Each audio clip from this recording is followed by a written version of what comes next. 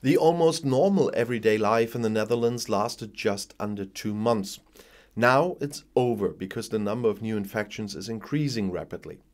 The country is taking action, but there is resistance.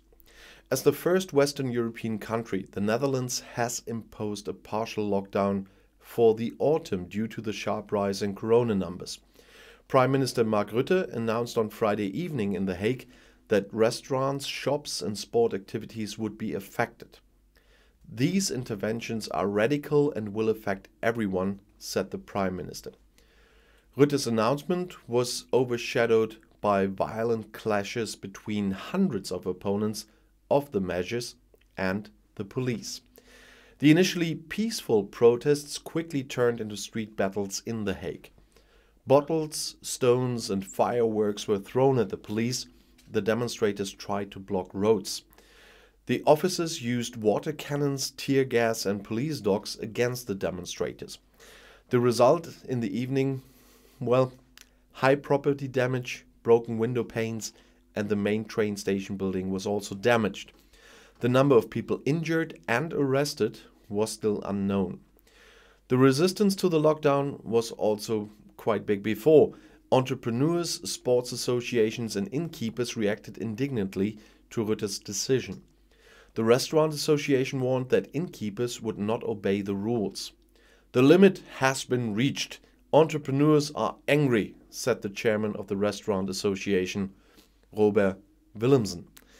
Restaurants and supermarkets have to close at 8 p.m. on Saturday, other shops even at 6 p.m. This also applies to prostitutes, by the way. The 1.5 meter distance rule is being reintroduced. Citizens should work at home again and only receive a maximum of 4 visitors a day at home. Sports competitions must be held without an audience. This also applies to football matches, such as the Netherlands World Cup qualifier against Norway today in Rotterdam. The package of measures is intended to reduce contacts and thus slow down new infections, explained Rutte.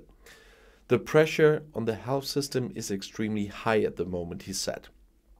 The experts advising the government on the pandemic also urgently advised a lockdown. They said the virus is everywhere across the country in all areas. The government had been discussing the new measures since Thursday.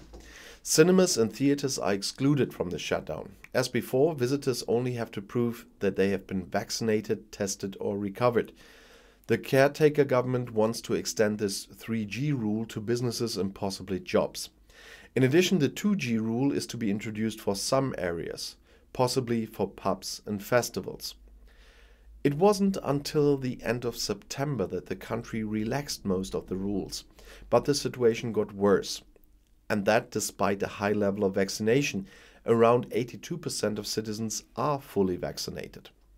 The first tightening took place 10 days ago. The mask requirement was again extended to public spaces such as shops. But many citizens did not obey the rules, and enforcement in pubs, for example, was also little controlled.